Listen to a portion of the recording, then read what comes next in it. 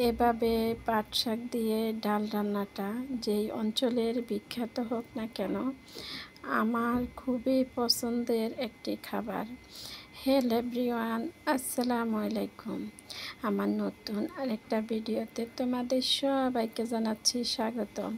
কেমন আছো তোমরা সবাই? আশা করি যে যেখানে আছো ভালো আছো, সুস্থ আছো।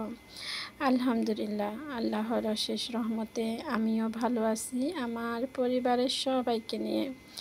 দোয়া করি যে যেখানে থাকো তোমরা সবাই ভালো থাকো, সুস্থ থাকো। আল্লাহ সবাইকে ভালো রাখুক, সুস্থ রাখুক, এই দোয়াই রইল সবার জন্য। আজকে আমি পাট শাক দিয়ে ডাল রান্না করব।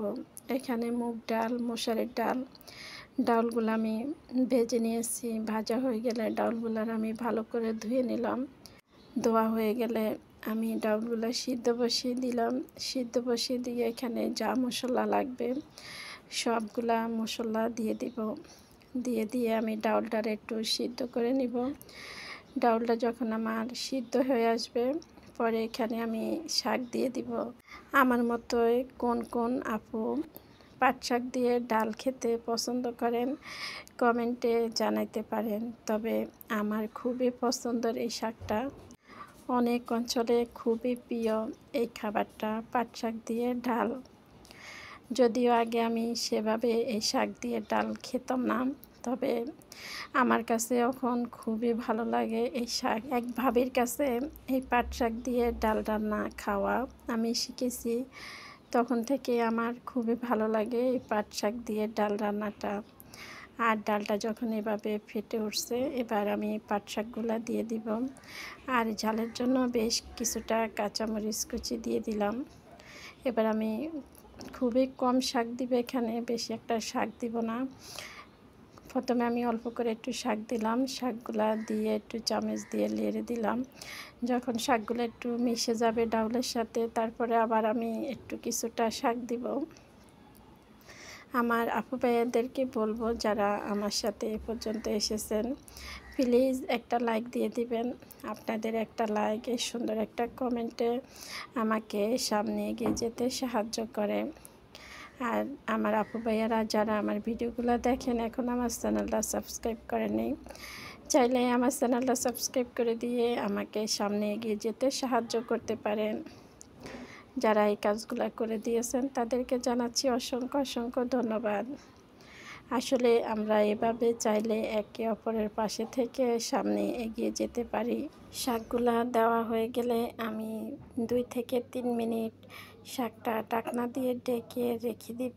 এভাবে 2 থেকে 3 মিনিট পরে শাকটা আমি নামিয়ে নিয়ে এবার কড়াই বসে কড়াইতে তেল দিয়ে পেঁয়াজ কুচি, রসুন, মরিচ দিয়ে হালকা একটু ভেজে শাকে দিয়ে দিব। আসলে শাক দিয়ে ডাল রান্নাটা এভাবে খুবই ভালো লাগে খেতে। আর এক একজনে এক একভাবে রান্না করে, তবে আমি চেষ্টা করছি ভালো করে রান্না করার, যে আমি যেভাবে রান্না করে আমার কাছে ভালো লাগে সেভাবে রান্না করলাম।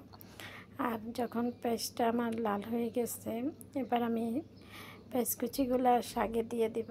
জানি যারা ভালো রান্না করতে পারে তাদের থেকে ভালো আমি রান্না করতে পারবো না, তবে আমি আমার মতো করে চেষ্টা করি ভালো করে রান্না করার। যে যারা ভালো রাঁধুনি তাদের থেকে তো আর ভালো রান্না করতে পারবো না, তবে নিজের মতোই করে চেষ্টা করে নিই ভালো করে রান্না করার জন্য। আর এই যে আমার শাকটা রান্না হয়ে গেছে, এবার আমি শাকটা নামিয়ে নিব। সাথে আরেকটা রান্না করে নিব। যত ছেলে মেয়ে এই শাক দিয়ে ভাত খাবে না তাদের জন্য তো অন্য কিছু রান্না করতেই হবে। তাদের জন্য আমি মাছ ভুনা করে নেব। এখানে মশলাগুলো কষিয়ে নিলাম। মশলাগুলো যখন আমার কষানো হয়ে গেছে এবার আমি আগে থেকে ভাজা মাছগুলো দিয়ে দিলাম। এখানে মাছগুলো দিয়ে সামান্য করে পানি দিয়ে কম আছে আমি রেখে দিব। আমরা মনে করি যে রান্নাটা হয়ে গেলে মনে হয় অনেক কাজ কমে যায়, সারাদিনের এই রান্নাটাই অনেক ঝামেলা। তবে যাদের বেশি মানুষ তাদের তো বেশি রান্না লাগবে, তবে আমি একবারে রান্না করি, যাই রান্না করি না কেন একবার রান্না করলেই আমার হয়ে যায়। আর এই যে আমি মাছগুলা কষিয়ে নিলাম, কষানো হয়ে গেলে জলের জন্য পানি দিয়ে দিলাম।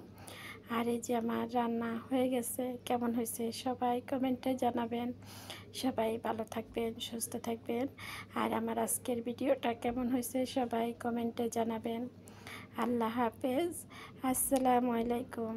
দেখা হবে অন্য ভিডিওতে।